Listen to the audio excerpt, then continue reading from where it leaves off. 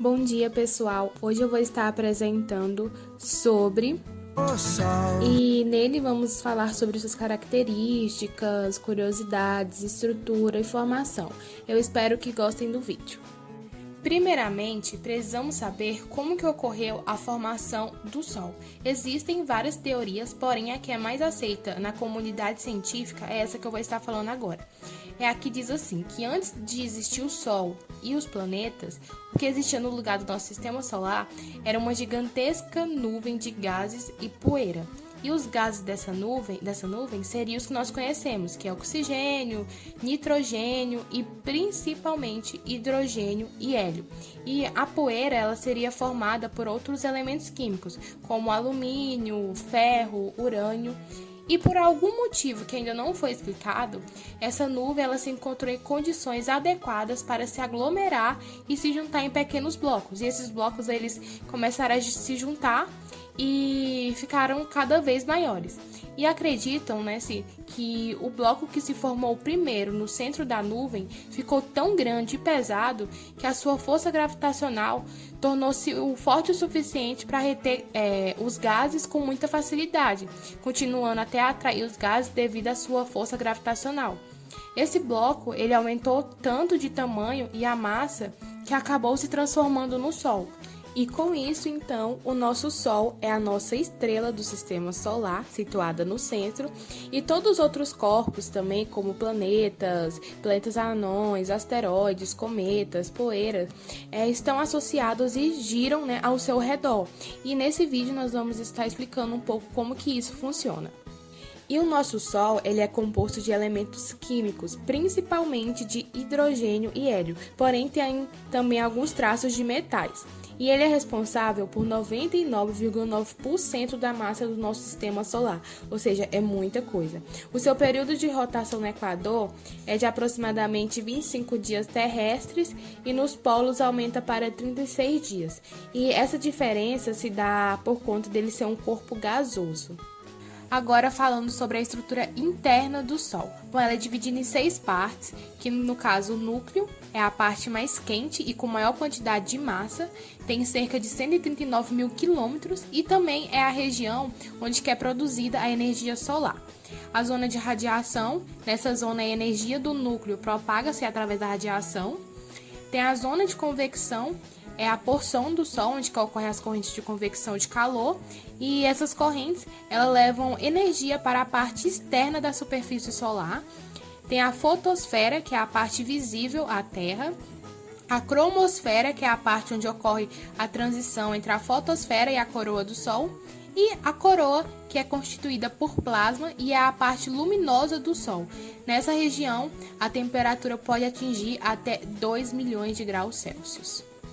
E qual a idade do nosso querido Sol? Bom, o Sol ele já está em sua meia-idade, por conta dos seus 4,6 bilhões de anos.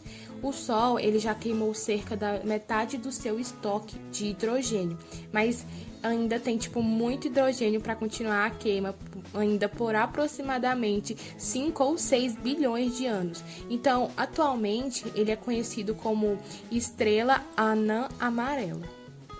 Agora, voltando um pouquinho, uma das mais importantes missões para a investigação do Sol foi a SOHO, que eu vou deixar o nome aqui na tela para vocês, que foi em conjunto da NASA e a Agência Espacial da Europa. E o que eles tinham objetivo? O objetivo deles era estudar a estrutura interna do Sol, a sua atmosfera também e os ventos solares.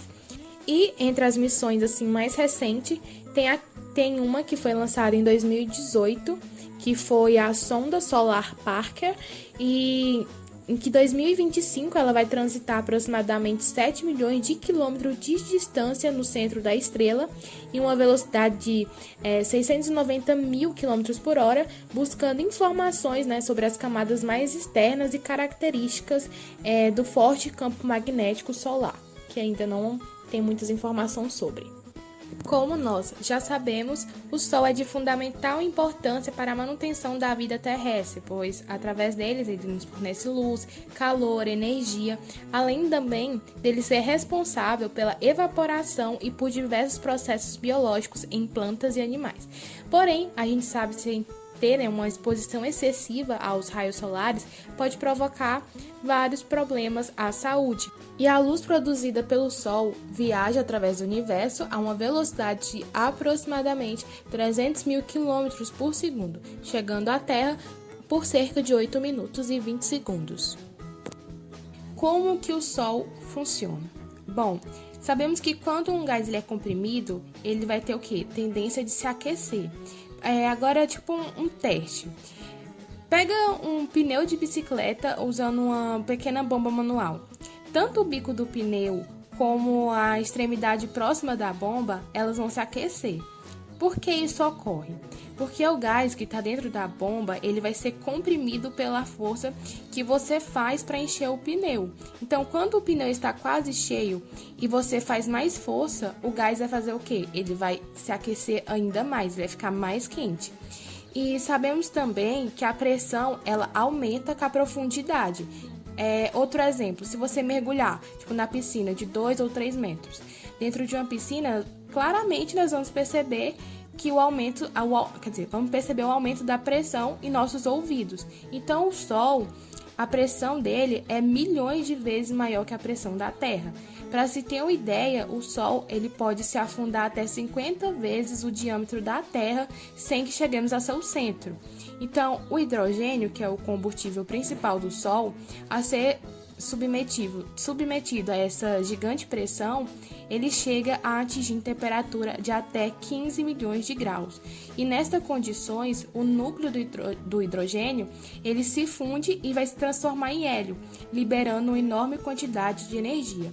E esse processo se chama fusão nuclear e ele produz milhões de vezes mais energias que as reações nucleares, que são produzidas na Terra. Ou seja, aqui na Terra, nós recebemos somente uma pequena fração de toda a energia que o Sol produz. Além disso, o Sol ele é capaz de produzir todos os comprimentos de ondas da luz visível, de forma que, ao ser observado de fora da Terra, a sua cor nem é amarela, é branca. O tom amarelo que nós observamos ao olhar para o Sol surge devido à dispersão dos raios solares ao adentrarem a atmosfera, por isso que fica aquela cor amarela, mas na verdade a sua cor é branca.